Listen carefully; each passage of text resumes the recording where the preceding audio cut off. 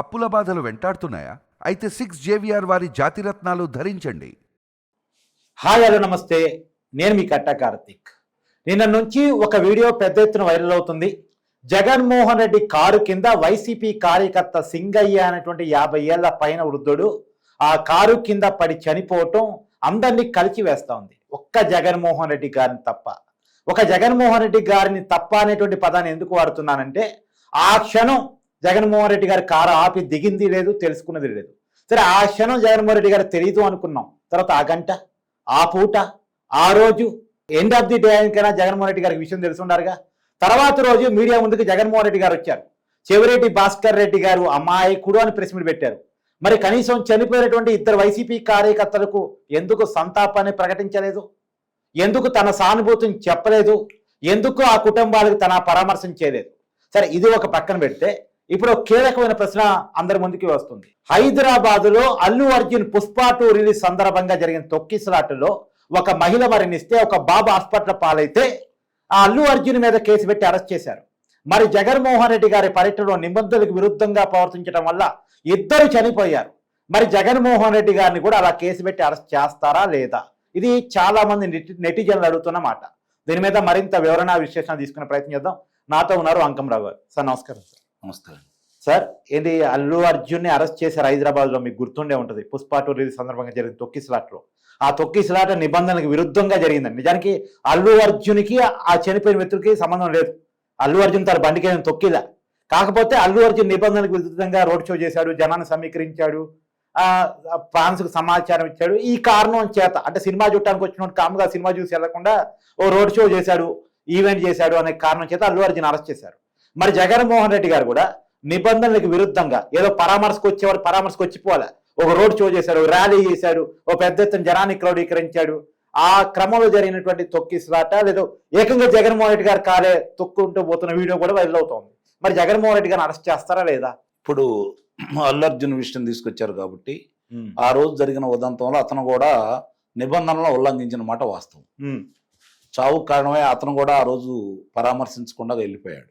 అది వివాదాస్పదం అయింది. ఆ తర్వాత వాళ్ళని ఆర్థికంగా ఆదుకోవచ్చు, అది వేరే విషయం. సరే, అతను రాజకీయ నాయకుడు కాబట్టి అతనికి ఉండే ఇబ్బందులు అతనికి ఏదో చెప్పుకుంటూ వచ్చాడు. సరే, అది న్యాయస్థానంలో అలుగుతా ఉంది. ఇప్పుడు దాని గురించి మనం మాట్లాడినా కూడా ఉపయోగం లేదు. ఇక్కడ 3 వాహనాలు, అంటే ఆయనకున్న వాహనాలు కాక, ఆయనకున్న రక్షణకు సంబంధించిన వాహనాలు కాక మిగిలిన వాహనాలు 3 మాత్రమే రావాలి, 100 మంది కంటే రాకూడదు అని చెప్పని నియమ నిబంధనలు పెట్టి దాని ద్వారా అనుమతి ఇచ్చారు. తాడేపల్లి కాడ బయలుదేరింది 50 వాహనాలు అతనితో పాటు. ఇక్కడ దాకా రానిచ్చారు అంటే ఇక్కడ ఇంకొక కారణం కూడా మనం ఆలోచించుకోవాలి. వాళ్ళు జిల్లా వ్యాప్తంగా ఆ పర్యటన సాగేంత ప్రాంతంలో కూడా వాళ్ళ మనుషుల్ని ఏర్పాటు చేసుకున్నారు, వాళ్ళ మనుషుల్ని సమీకరించుకున్నారు.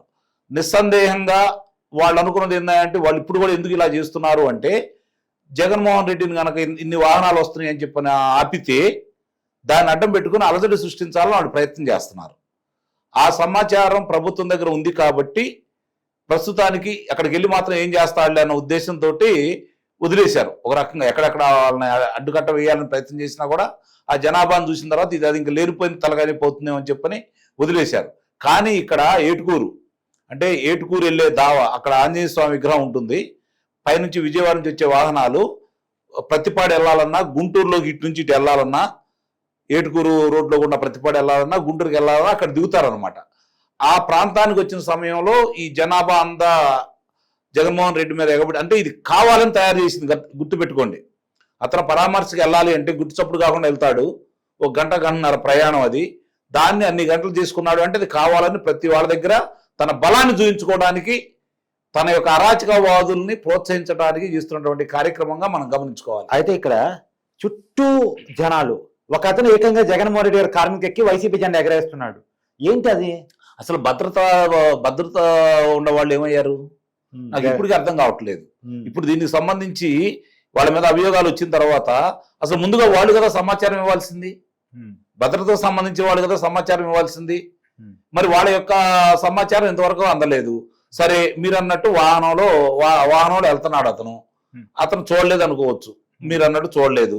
తర్వాత గంట, మీరు లేదంటే ఒక పూట, సాయంత్రం విషయాలన్నీ తెలిసినాయి కదా, 2 చనిపోయారు కదా.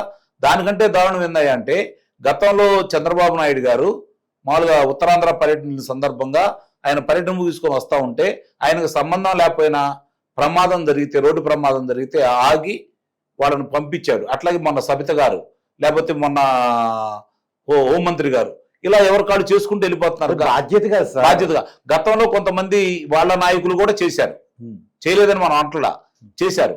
మరి ఇక్కడ జగన్మోహన్ రెడ్డికి బాధ్యత లేదా అంటే వాళ్ళకి లేదు అనేది చాలా స్పష్టం. నేను అంటాం ఆ క్షణం జగన్మోహన్ రెడ్డి గారు దిగనందుకు తప్పట్లే, చాలా మంది దాని తప్పట్టాలా. మనిషి మనిషి పడ్డాడు ఆగండి అని చెప్పిన పక్కన మనకి కనిపిస్తా ఉన్నాయి కదా చిత్రాలు. నేను చాలా క్లియర్ చెప్తున్నా, ఆ క్షణం జగన్మోహన్ రెడ్డి గారు దిగాల్సింది మానవత్వం అనేది ఒక అంశం. నేనంటూ కనీసం తర్వాత రోజు ప్రెస్ మీట్ పెట్టినప్పుడన్నా ఆ కార్యకర్తలకు సంతాపాన్ని ప్రకటించడం, ఆ కుటుంబాన్ని పరామర్శ చేయడం నాయకుడి బాధ్యత కదా అనే దాన్ని రాజకీయ నాయకుడని మీరు భావిస్తున్నారేమో, జనం భావిస్తున్నారో కానీ నేనైతే భావించట్లేదు. గతంలో చాలా సార్లు చెప్పాను నేను, అతను రాజకీయ నాయకుడు కాదు. ఇప్పుడు అతనిలోని ఇంకో మనిషి బయటకు వచ్చాడు. ఎవరై అంటే ముఠా నాయకుడు. ఇది గమనించుకోవాలి మీరు.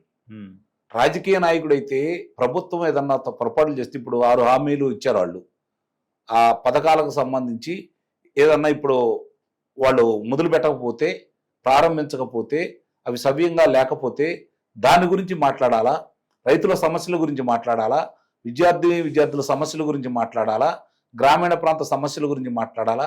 అవి కాకుండా అతను ఏకాడికి జనాన్ని రెచ్చగొట్టే విధంగా మాట్లాడుతూ అసాంఘిక శక్తులు, తెనాలి కావచ్చు, వినుకొండ కావచ్చు, ఇప్పుడు ఇక్కడ కావచ్చు, ఇవన్నీ కూడా అసాంఘిక శక్తుల్ని ప్రోత్సహించే విధంగా అతను ముందుకెళ్తున్నాడు. అంటే దీన్ని బట్టి మీరు అర్థం చేసుకో, ఒక జగన్మోహన్ రెడ్డి అంటారేంటి? నిన్న అంబటి రాంబాబు కావచ్చు, వాళ్ళ నాయకులు కావచ్చు, ఎవరైనా దాని గురించి మాట్లాడారా? ఎవరైనా మాట్లాడారా? నాయకుడే మాట్లాడినాడు. మరి అంటే ఇక్కడ నాయకుడు నోట్లోంచి వచ్చిందే వీళ్ళందరూ అమలు చేస్తారు. ఆయన ఏమైతే మాట్లాడతారో అదే వీళ్ళు మాట్లాడతారు. అంతే తప్ప స్వతంత్రంగా మాట్లాడి సానుభూతి వ్యక్తం చేసేంత ధైర్యం ఆ పార్టీ నాయకులకైతే లేదు. ఇది గమనించుకోవాలి. ఇప్పుడు జగన్మోహన్ రెడ్డి గారి అరెస్టు జరుగుతుందా లేదా అంత ధైర్యం ఈ ప్రభుత్వం చెయ్యదు అని చెప్పి నేను నిస్సందేహంగా చెప్పగలను. అదేంటి, అల్లు అర్జున్కి చట్టం ఉంటుంది, జగన్మోహన్ రెడ్డికి చట్టం ఉంటది కదా. ఆంధ్రప్రదేశ్ లో చట్టాలు మార్పులు కదా, తెలంగాణలో చట్టాలు వేరు, ఉత్తరప్రదేశ్ లో చట్టాలు వేరు, బీహార్ లో చట్టాలు వేరు, కర్ణాటకలో చట్టాలు వేరు, ఆంధ్ర రాష్ట్రంలో చట్టం వేరు, ఆంధ్ర రాష్ట్రంలో చట్టం వేరు. ఆంధ్ర రాష్ట్రంలో అంత తొందరపడి నిర్ణయాలు తీసుకుంటారు. అది చంద్రబాబు గారి నేతృత్వంలో నడుస్తున్నటువంటి ప్రభుత్వాన్ని మనం భావిస్తే అంతకంటే ఇంకా మనం ఆలోచించాల్సిన అవసరం అయితే ఏం లేదు. ఎందుకంటే ఇప్పుడు చూస్తూ ఉంటే అందులో విడుదల రజనీ పేరు పెట్టాడు, అంబర్ రాంబాబు పేరు పెట్టారు, పేరు నాని పెట్టారు, వైవి సుబ్బారెడ్డి పేరు పెట్టారు. ఇవన్నీ పేర్లు పెట్టారంటే దీన్ని పలసన చేయడానికి ప్రయత్నం చేస్తున్నారు అనేది మాత్రం నాకు అవగాహన అవుతా ఉంది. అది రక్షక భటులు చేస్తున్నారా, రక్షణాధికారి చేస్తున్నాడా ఏంటనేది, లేకపోతే ఎక్కడ వేరే వాళ్ళ దగ్గర నుంచి వాళ్ళకి ఒత్తిళ్లు వస్తున్నాయా, అవన్నీ వేరే విషయాలు. కానీ ప్రస్తుతానికైతే దాన్ని పలసన చేస్తున్నారనే అభిప్రాయం అయితే నిస్సందేహం కలుగుతా ఉంది. ఎందుకంటే ఆ వాహనాల గురించి ఆయన చెప్పాడు కదా, జిల్లా అధికారి, రక్షణాధికారి, ఆయన చెప్పినప్పుడు కనీసం ఆ వాహనాన్ని కూడా అదుపులో తీసుకోలేదు కదా. ఈ వాహనానికి సంబంధించి ఆ రమణారెడ్డి అని అతన్ని మాత్రం అదుపులో తీసుకున్నారు కదా. అది నిన్న. మరి మిగిలిన వాహనాలను ఎందుకు అదుపులో తీసుకోలేదు? నిబంధనలకు అతిక్రమించి వచ్చారు కదా. ఆయన 6 వాహనాలు తీసేస్తే మిగిలిన 44 వాహనాలని అదుపులో తీసుకోవాలి కదా. ఇంతవరకు ఎందుకు తీసుకోవట్లేదు? వాళ్ళకి సంబంధించిన వాళ్ళందరినీ ఎవరు అదుపులో తీసుకోవట్లేదు? మిగిలిన వాళ్ళకి తాకీదులు ఎందుకు ఇవ్వట్లేదు? వాళ్ళు ఎందుకు పిలిపించి మాట్లాడుకోవట్లేదు? ఇప్పుడు జగన్మోహన్ రెడ్డి కనీసం విచారణ పిలుస్తున్నారా లేదా? అది కూడా నాకు అనుమానమే. వాళ్ళు ఏమన్నా అనుకోని, అది కూడా అనుమానమే. అంటే జగన్మోహన్ రెడ్డి గారు అరెస్ట్ ఉండకపోవచ్చు, విచారణ కూడా అనుమానం అంటారు. అనుమానమే. ఆయన సిబిఐ వాడడానికే రావట్లేదండి. దీనికి వస్తారని మనం ఎట్లా అనుకుంటాం చెప్పండి. సార్ ఆయన వస్తారా రాడా సమాజం చూసుకుంటారు సార్, కానీ పిలవటం అయితే పోలీసుల బాధ్యత కదా. అది కూడా చేయట్లేదు కదా. ఇంతకుముందు 5 సార్లు చేశారా? ఇది 6వ సారి. ఇంతకుముందు 5 సార్లు ఏమన్నా చేశారా? ఇది 6వ సారి కదా. చేస్తారన్న నమ్మకం అయితే నాకైతే లేదు. ఎక్కడో ఏదో లోపం అయితే స్పష్టంగా కనపడతా ఉంది. Thank you sir.